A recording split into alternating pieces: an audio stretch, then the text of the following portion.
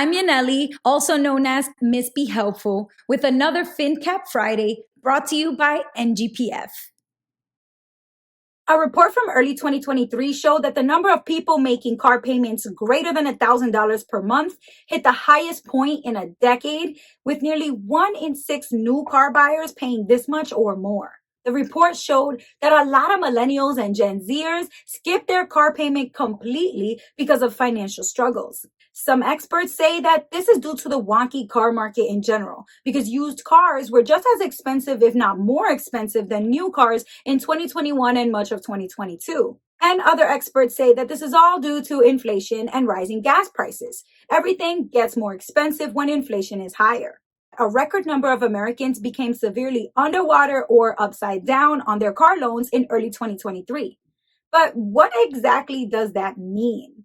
Having an underwater or upside down car loan means that consumers are left paying the original balance owed on the car loan even when their car is not worth as much money anymore. This is what financial experts call negative equity, because the value of the asset used to secure the loan dropped in value and is worth less than the outstanding balance owed on the loan. For example, if you borrow $20,000 to buy a car and you start making your monthly payments every month, after about a year, you'll owe roughly about $16,000 or so on that car loan.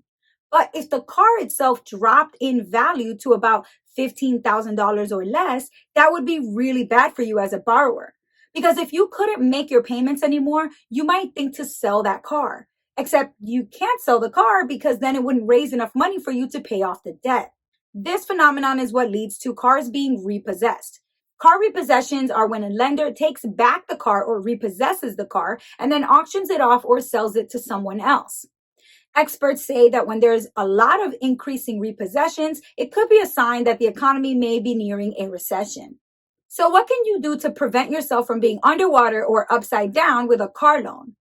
Experts say if you haven't bought a car yet and you don't absolutely need one right away, it's best to wait.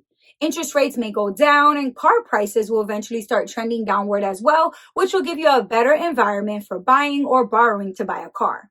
Finally, if you've already bought your car and you committed yourself to a high loan amount, experts say that it's best to hang on to that car as long as you possibly can. As the saying goes, drive your car till the wheels fall off.